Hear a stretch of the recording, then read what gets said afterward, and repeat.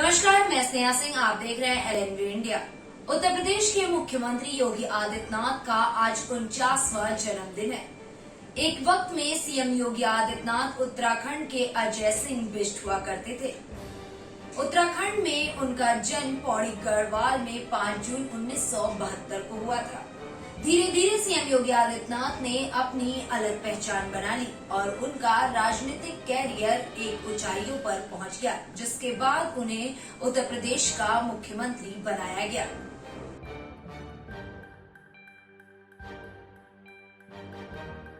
CM योगी के पिता का नाम आनंद सिंह बिष्ट और माता का नाम सावित्री देवी है। योगी कुल 7 भाई बहन है। सीएम योगी आदित्यनाथ अपने माता पिता के 5वें संतान हैं। गढ़वाल विश्वविद्यालय से गणित से BSc करने वाले योगी आदित्यनाथ साल 1993 में गणित में MSc की पढ़ाई के दौरान गोरखपुर पहुंचे। 15 फरवरी 1994 को गोरखनाथ मंदिर के महंत अवैधनाथ से दीक्षा लेकर घर को छोड़ दिया और योगी आदित्यनाथ बन गए। योगी हिंदू युवा वाहिनी संगठन के संस्थापक भी हैं, जो कि हिंदू युवाओं का सामाजिक, सांस्कृतिक और राष्ट्रवादी समूह है। नाथ संप्रदाय के अगुआ गोरक्षपीठ के महंत योगी आदित्यनाथ ने लगातार 5 बार सांसद भी रहे। इसी दौर में योगी आदित्यनाथ ने हिंदू युवा वाहिनी और बजरंग दल जैसे संगठनों को मजबूती दी। योगी आदित्यनाथ ने हिंदुत्व का झंडा बुलंद किया। साल 1998 में महंत अवैधनाथ ने योगी आदित्यनाथ को अपना उत्तराधिकारी घोषित कर दिया। इसके अलावा उन्होंने योगी आदित्यनाथ को लोकसभा प्रत्याशी भी घोषित किया, जिसके बाद हुए चुनाव में वह मात्र 26 साल की उम्र में जीत हासिल कर संसद भवन पहुंचे। पहले ही चुनाव में जीत दर्ज करने वाले योगी आदित्यनाथ को सबसे कम उम्र में सांसद बनने का गौरव हासिल हुआ। साल 2007 के विधानसभा चुनाव और 2009 के लोकसभा चुनाव के दौरान उन्होंने बगावती तेवर भी दिखाए। योगी आदित्यनाथ ने साल 1998, 1999, 2004, 2009 और 2014 के लोकसभा चुनाव में लगातार 5वीं जीत हासिल की। साल 2017 के उत्तर प्रदेश विधानसभा चुनाव में बीजेपी को मिली जीत के बाद उन्हें मुख्यमंत्री चुना गया और 19 मार्च 2017 को उत्तर प्रदेश के मुख्यमंत्री पद की योगी ने शपथ ली। योगी आदित्यनाथ खुद की राजनीति में बीजेपी के भरोसे कभी नहीं रहे।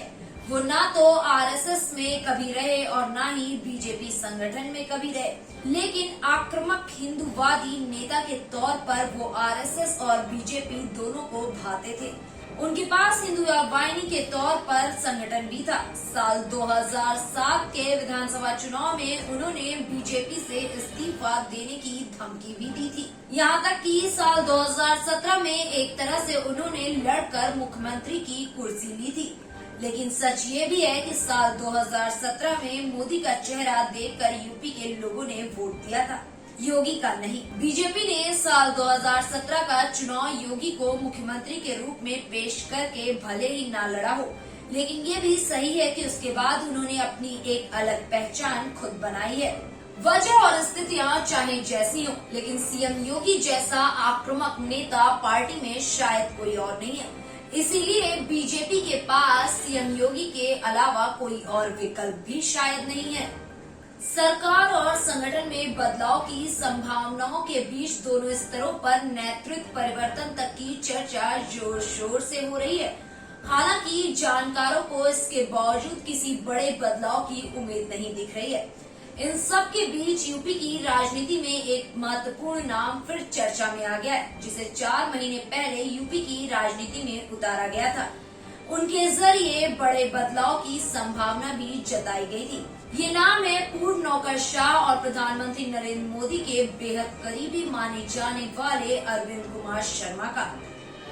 AK शर्मा की एंट्री के बाद से लगातार ये कहा जा रहा है कि शायद AK शर्मा को बीजेपी में एंट्री यूपी में बड़ी जिम्मेदारी देने के लिए दी गई है। वहीं दूसरी तरफ ये भी कहा जा रहा है कि अगर यूपी में AK शर्मा को बड़ी जिम्मेदारी दी जा सकती है तो फिर सीएम की पावर कम भी हो सकती है। अब देखने वाली बात यह होगी कि क्या AK शर्मा की एंट्री से सीएम योगी पर फर्क पड़ता है या नहीं।